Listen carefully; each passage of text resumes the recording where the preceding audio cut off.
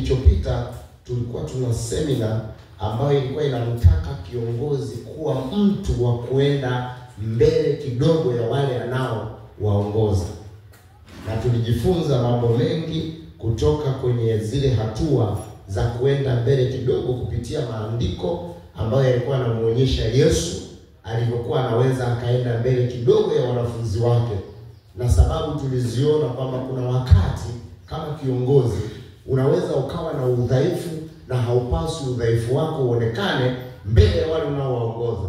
Yesu alionyesha ama alionekana na udhaifu katika hali ya mwili. Aliwachukua wanafunzi 12 akaenda nao mlimani, lakini akafika mahali fulani akawachukua 3, na alipofika kwa 3 hakutaka aombe mbele yao, akaenda mbele zaidi akawaacha wale 3.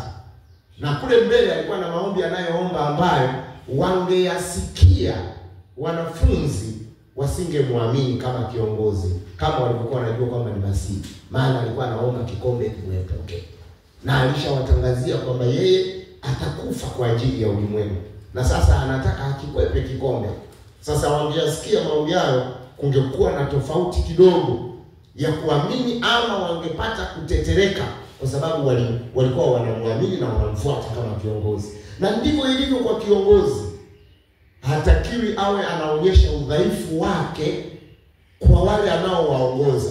Udhaifu wako unaongea wewe na Mungu peke yako, sio unawaonyesha wale unaowaongoza. Hii